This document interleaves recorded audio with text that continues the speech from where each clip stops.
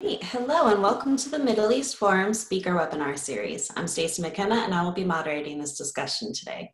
We are pleased to have Professor Gerald Steinberg, President of NGO Monitor, join us to discuss the EU awakes to terror-linked NGOs, then goes back to sleep. Professor Steinberg will speak for 5 to 10 minutes and open it up for questions. Should you wish to ask a question, please use the Q&A box located at the bottom of your screen. We will do our best to get to all questions, but we have many participants on this webinar, so I apologize in advance if we do not get to yours today. And with that, I will turn the discussion over to Professor Gerald Steinberg. Hello, everybody. Here we are in our downtown Jerusalem studios overlooking the old city. At least that's what the Zoom gives you. And I'm very pleased. I thank very much the Middle East Forum for giving me the platform, the opportunity, working closely with MEF for Middle East Forum. If you want to look me up, you can see some variations on the theme that I've written about and published, and of course worked with and created by over the years. The topic, since we don't have much time, I'm going to let me put out some of the material to make it visible. We have share screen option right here. Yes, we do. I'm going to immediately share the information. It's going to be a very quick overview of the research that the NGO Monitor is doing, and so I apologize that I won't be able to go into all the details, but hopefully you can, in the questions, also in the come on, so you can see the full stereo. Okay. So the second half, I'm optimistic. At least so, that after I presented it to you, as we presented it to a number of European citizens, that their money is going to fund very clear organizations that operate inside of human rights, are in fact linked to the Popular Front for the Liberation of Palestine terrorist organization, that they will take this seriously and not go back to sleep. But we'll have to see. Maybe I'll come back in a year and tell you what they stand. But Monitor does number of illustrations very quickly, and then also a brief discussion of the European response. NGO Monitor, the organization that I founded about 20 years ago, is based in Jerusalem. We have about 20 researchers. We're the only organization in the world that systematically focuses on NGOs, non-governmental organizations, that claim to promote human rights and are particularly focused on the Israeli-Palestinian conflict, Israel in particular. We do academic analyses, we publish articles, and we present them in the United Nations. We have something called ECOSOC status, which allows us to participate in the discussions. That's a very unusual political situation that allowed our application to be approved. Our database, you can all enter in. Having some issues hearing you over here. Ah, okay. Cutting out. Sorry. Can you hear me now? Yes. Okay, I'll keep going and cut me off if you want. I can go back and go over whatever you missed. So and also you have the visuals in front of you, so hopefully you'll be able to put it together if you can't quite hear me. NGO Monitor maintains a database, as we said, of over 200 organizations. And also we analyze right now. We know more about where the 2 to 3 billion euros, I'm talking mainly about the Union, the United States, these last 4 years, has not been involved in this kind of funding. Canada to a limited degree, but most of it comes out of Europe. We know more about where their money goes in many of the officials sign on annual budget requests, funding, as I said, 2 to 3 billion euros a year to hundreds of organizations around the world, and including a disproportionate number that think with Palestinians.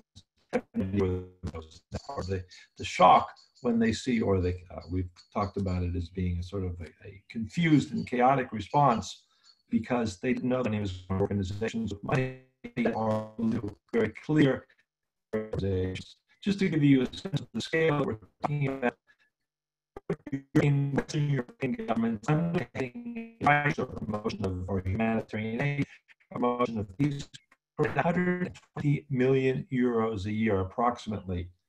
And this is the breakdown of different countries, to these organizations. That's a lot of money, year after year after year. And what we found in the last few years when we began to look at this terror link is that 25 million of that amount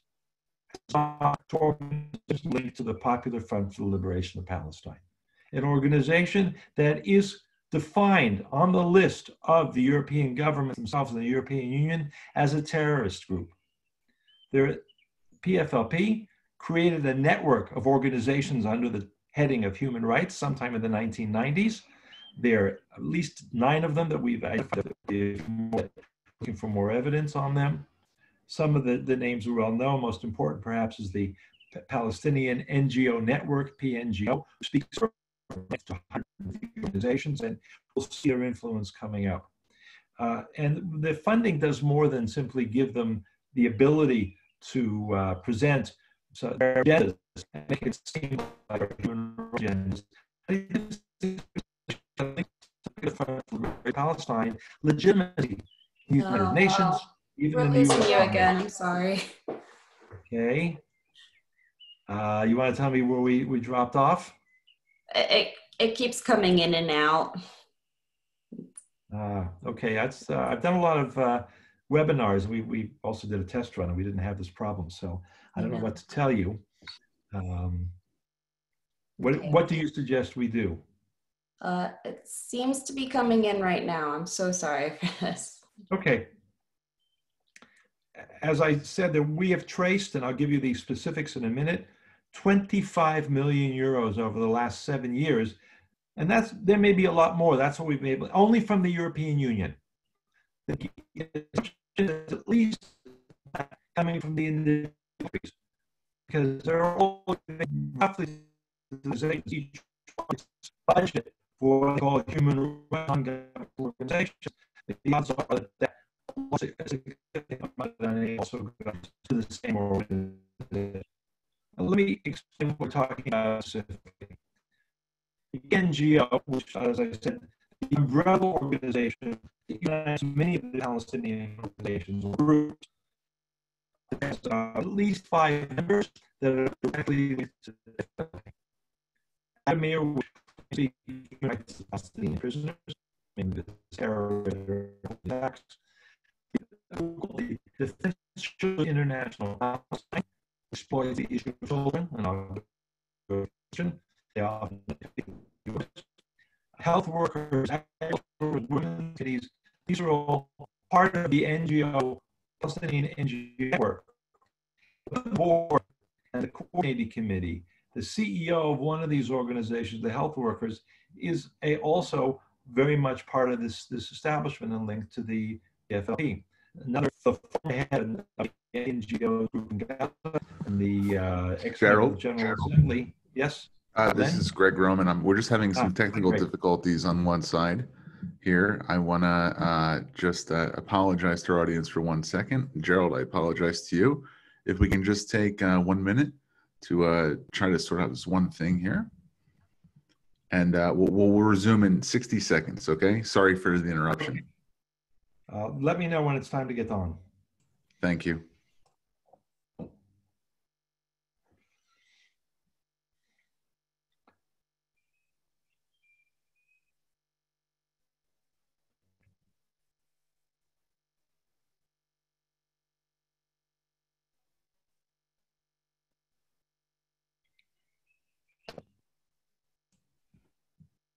Hi, Gerald. Sorry about that. The easiest way for us to fix this is going to be for you to leave the meeting and then to rejoin with the link that you used to get in. It might be an internet connection issue on your side, but I think that rejoining might take care of the issue. Can you disconnect and reconnect? I am going to do that. All right. Thank you, Gerald. Sorry about the difficulty. Got it. Okay.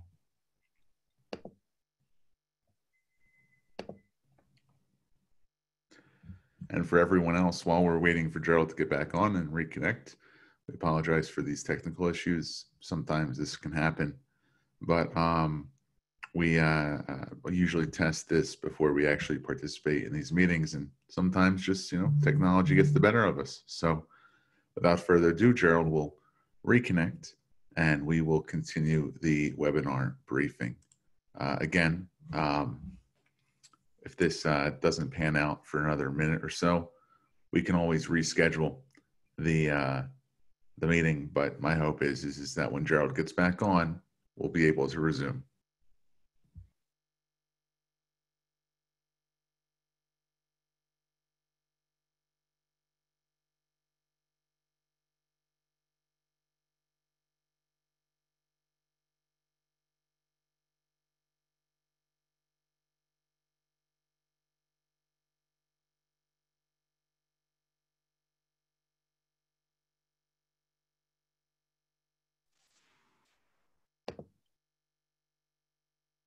Gerald, welcome back. Okay, can you hear me now? Yeah, let's just do a quick test. Let's count to 10, and then we'll start going again. Okay, 1, 2, 3, 4, 5, 6, 7, 8, 9, 10. Can you hear me? We can hear you. Great. We've got your presentation. Thank you. Okay. And so, if there's any other issues, I apologize in advance. But thank you very much for joining us, and we'll continue our webinar. Have a great evening over there, Gerald. Good. Okay. And as we all apologize for the technical issues, it's part of the Zoom process here.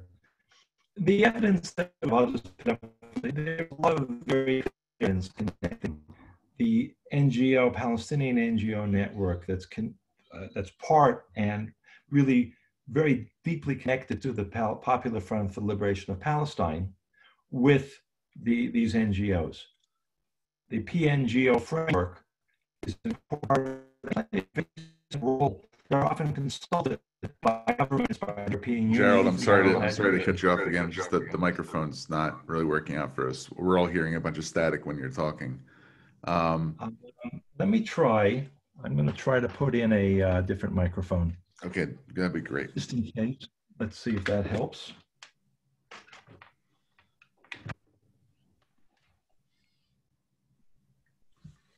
See where the plugger here is. Got to be on this side, I guess. Yeah.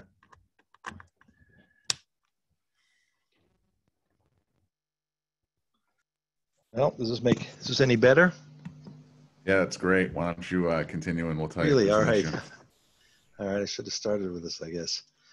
All right. I'm going to show you now, just again, because we're doing this even more quickly than I had planned, I'll show you a few illustrations that demonstrate how closely connected this group of NGOs are with the PFLP. I'm going to start with an organization called Al-Haq. They're very active in the International Criminal Court and the UN Human Rights Council in promoting the allegations against Israel, in particular, war crime violations, international law violations. They're taken very seriously, and you'll often see diplomats and UN officials meeting with the head of the organization, Sharon Jabarin. You'll see them testifying. Well, a number of, and this, they're a 1948 agenda, Israel has no right to exist, but I think the most important part of it is that Sharon Jabarin, back in 2007, the Israeli High Court, he was convicted in the 1980s as being a member of the PFLP. And in 2007, the Israeli High Court agreed to or upheld a travel ban, not allowing him to go abroad. And the reason was that they said that the evidence was that he was recruiting for the PFLP. And this is from the Israeli High Court. He's a human rights defender by day and a terrorist by night. Now, the organization that he is connected to or claims to have been connected to is the PFLP.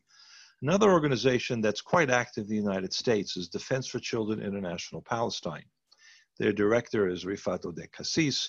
There are three people that have connections with the PFLP, and here you can see some illustrations that very much highlight this image of a terrorist by day and a human rights defender by day and a terrorist by night.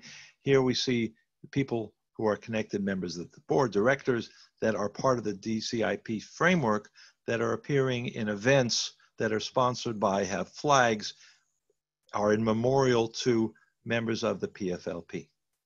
And that's not, these are not, you can see just a small illustration of the number of times that we've been able to see these connections, whether it's on Facebook, on Twitter, or in various other ways.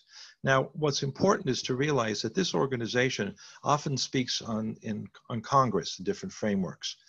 And here again, this is a part of their Their own website talks about the loss of their colleagues they killed in shootouts or in encounters with terrorists, with PFLP people, and these are people who are also, as part of their camouflage, they're involved with the DCIP organization.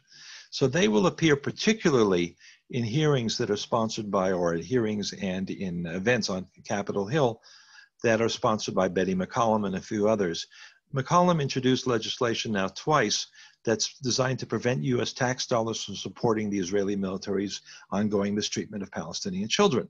The text of her legislation is cut and paste from this propaganda campaign. Their funding comes from a number of European governments.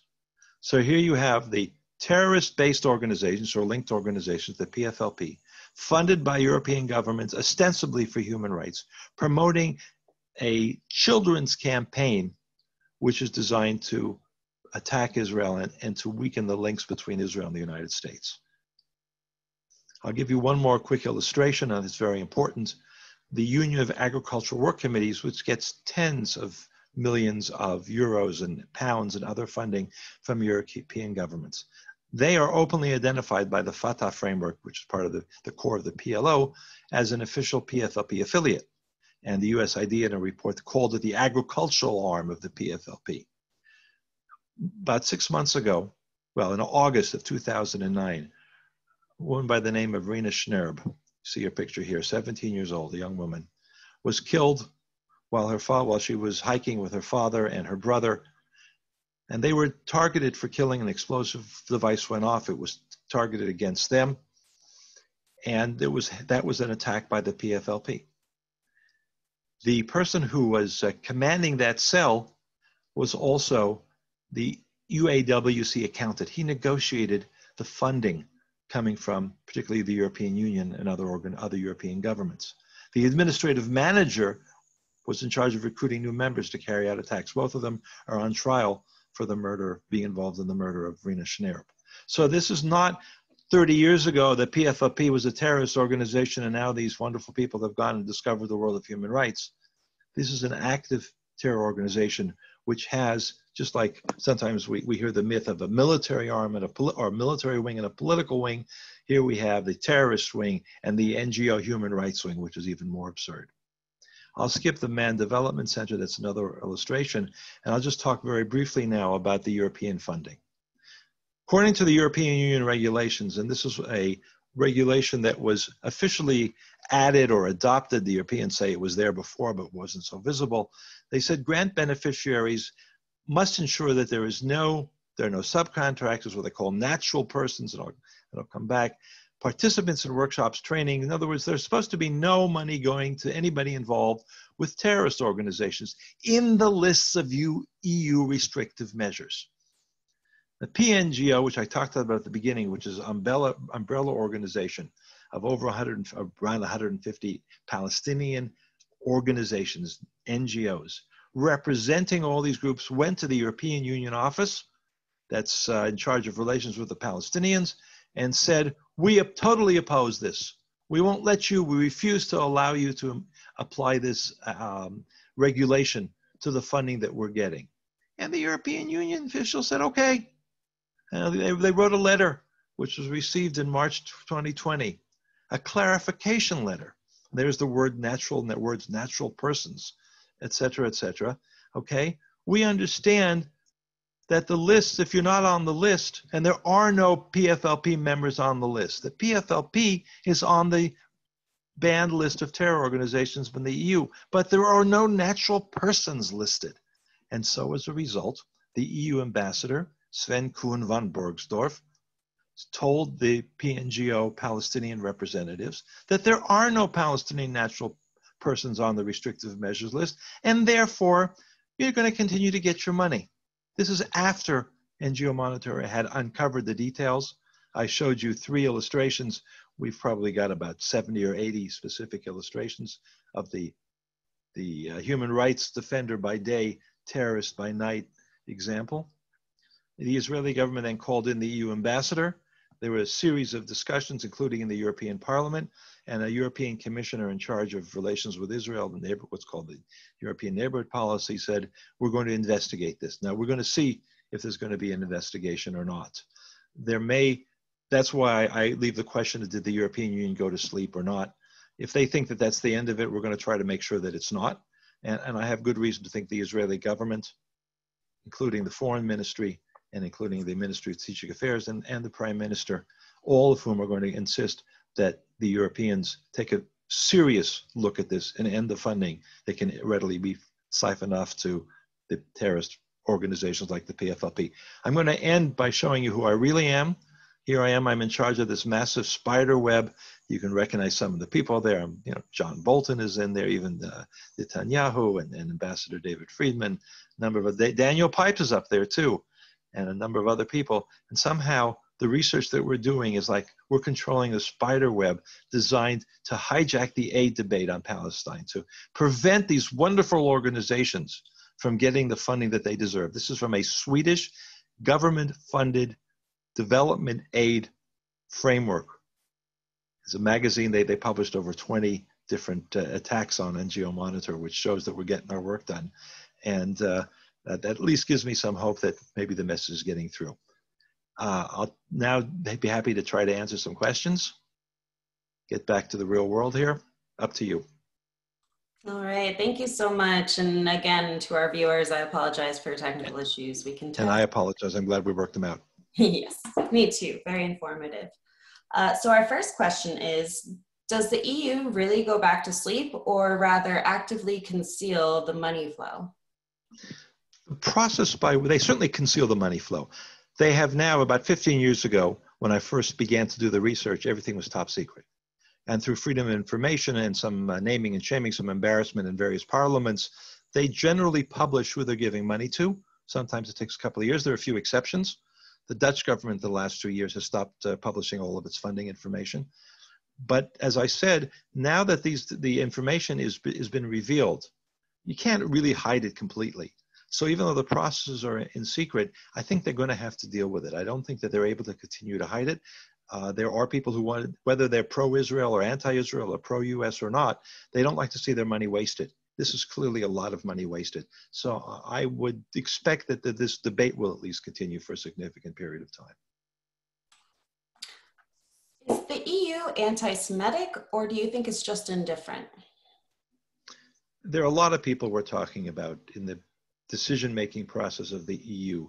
There are people who are very staunchly anti-Israel, very pro-Palestinian, and that sometimes goes across to anti-Semitism. I use the International Holocaust Remembrance Association definition of anti-Semitism, singling out Israel for special treatment, double standards, denying the right of the Jewish people for self-determination, things like that. So there are people like that in the EU framework, and there are other people who prefer they're just anti-Israel, they don't like Israeli policies. The whole idea of funding NGOs in massive amounts within the EU began in the 1990s. It was right after Oslo. Got to do a little bit of history here. And it was designed to compete with the United States. The United States Oslo was going to bring peace. I'm talking about 93, 94, 95. And the Europeans said, well, we're going to give money to these civil society organizations, and they're going to be the carriers of our policies. And that the money began to flow, a few million at a time, not tens of millions where we are now. But that was seen as a great way to exert influence and to support all these fringe groups that were opposing Israeli policy, whether they were Palestinian or Israeli groups. So at this point, it's very deeply entrenched in Europe, and it's really gone completely out of control. And these illustrations, money to organizations, large amounts of money year after year to organizations that have officials directly linked to the PFLP, it's a major, maybe the most blatant example of being out of control. Thank you. Are there any EU countries that are pro-Israel that help you in your efforts? I think there are individuals and there are countries that are more open to hearing the information and not dismissing it, not just to slam their ears shut as some of the officials do. It somewhat depends and it varies. So in Eastern Europe, the Czech Republic tends to be more willing to listen to the information and to present it and say to the EU officials, How do you explain this? To a large degree, the countries that are what sometimes is called the New Europe, not the ones that were under the Soviet Union and in part of the behind the Iron Curtain, understand that manipulation of civil society is anti-democratic, and the use of these organizations. And that's the absurd thing. These are supposed to be non-governmental organizations, and yet they're funded as part of the budgets by governments, by taxpayers. And I think that message is understood. And there are individuals and some significant people in Norway and in Holland and other countries that also understand this principle. Stacy, your mic's off. That would do it. We're all having issues today. Is Hanan Ashrawi a PFLP supporter? And feel free to correct me on the pronunciation. Hanan Ashrawi, as many people who go back to the 60s, 70s, and 80s like me know, she was one of the most visible Palestinian spokespeople. She speaks English, and she quite well, and she appears a lot, still does. She was considered to be the voice of Palestinian moderation and peace. And she's not, as far as I know, at all connected to the PFLP. She does have an NGO that gets funded by Europeans and others. It's called Miftach, and sometimes they do a lot of anti-Israel propaganda, and they also sometimes go off into really blatant anti-Semitism, and that also has led to some funding changes once that gets pointed out, particularly in the case of Germany. The Germans did stop their funding when that became clear. But it's always, we have to present that information to them. The funders don't do their homework, they don't do due diligence, and they say all these great things about human rights that other people who think they're good, let's give them money. Thank you for that. Are there still other former PLO units involved in similar NGO work? We don't see, to a significant degree, this kind of in-depth involvement. The framework that the PFLP, and I think I know some of the people involved in this back in the 1990s, realized this was a great way to expand, to have a political wing, if you want to use that language. And it was a great way to infiltrate all these international organizations. Legitimacy, the money may be secondary, although it's interesting, they're not getting money as far as we can tell from any of the Gulf states and any place in the Middle East. They seem to be getting most of their money from within Europe, which is very strange also. But they discovered this sort of magic key in the 1990s, and that's what they've been pursuing. I don't know that we have not found evidence systematically of other groups. Now, it's important to note that within the framework of the Middle East Forum, there are other people and other frameworks that do look at the Islamic charities and do good work there in showing how groups like Islamic Relief Worldwide and others are involved. On the one hand, they have terror links, and they are also getting money from different governments, including at times the United States, Canada, and also Europe. That's a different category, and I think that's important. And there, the connections are different. I think that I'm less of an expert on that. They don't claim to be doing human rights, so we leave that for the people who follow that. I think Sam Weston and others, Westrup and others do that work very well. So Sam, if you're on, then send in the information. I'm sure to pass on the message to him. Do you think these allocations to the NGOs is ideological or ransom money to avoid terror? I think the ransom money comes from Europe, goes in other ways. It goes straight to the organizations themselves, particularly Fatah and the PLO back in the 70s and 80s. Perhaps it's also in the form of aid to Hamas. The PFLP is a smaller framework, a smaller organization, and at least we're talking about the last 10 years, let's say, of PFLP operations. They tend to do most of their terrorism now within the Israeli Palestinian framework. So I'm not going to use the term ransom money in this case. I think it is partly ideological, partly political, partly just blindness. Are there any U.S. organizations that are on your radar currently? The organizations that we focus on are Palestinian, Israeli, European. We do NGO Monitor, and this is outside the scope of this presentation, but NGO, as I said, NGO Monitor, we have about 200 organizations that we provide almost daily updates. And some of them are based in the United States and are very active in it actually now in trying to do this intersectionality and link the Black Lives Matter with the Palestinian situation, Palestinian propaganda. And there are a number of groups like that that are involved. Jewish, what's called Jewish Voice for Peace, which is largely not Jewish, or a Voice for Peace, group like called If Not Now, something called the U.S. Campaign, I think, for Palestinian Rights or something like that. They are very active in this Black Lives Matter Palestinian linkage intersectionality, and those are based in the U.S. They're all, I think, almost entirely funded by the Rockefeller Brothers Fund. That's another interesting aspect of the work that we're doing. That's relatively small in terms of the impact now, maybe more in terms of politics greater than what we see from Europe. And it's all in the US, it's all privately funded, foundation funded and not government funded. It raises questions about tax exemption, but it is not a matter of government taxpayers funding going directly to these types of groups. Understood. What can you say about the International Alliance of Democratic Lawyers who held their annual meeting in Gaza several years ago? There's not much I can say. I'd have to bone up on it. I know that it's come across our radar. And mostly when we have things like that, we look to see who they're connected to. Usually it's a handful of people, maybe less, even 3 or 4 coming from outside of the region, but they can bring in not just funding, but also the issue of legitimacy and connections and visibility comes up. What I can say is that anybody's welcome to go to the ngomonitor.org website and look it up, and you'll probably see it in our search engine. Well, you just stole my last question. I was going to ask where we could find some more information on this. Okay.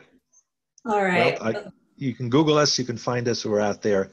And you can see also at the same time, as I illustrated, the fact that why the groups that do give the money and the ones that give them the money don't particularly like the work that we're doing, which says that it's got to continue. So thanks. I want to thank everybody for participating. Thank you so much. We really appreciate you speaking to us today. Unfortunately, we've come to the close of our webinar. Please join us Wednesdays at 3 p.m. Eastern for Ashley Perry's update on all things Israeli. On Friday at 1 p.m. Eastern, we will be joined by Ms. IFO discussing Islam becomes a taboo topic, the Danish case. Please be sure to check out our website, www.meforum.org, our YouTube channel, or our SoundCloud for recordings of past webinars. Thank you again for joining us, and I hope you have a wonderful day. Thank you.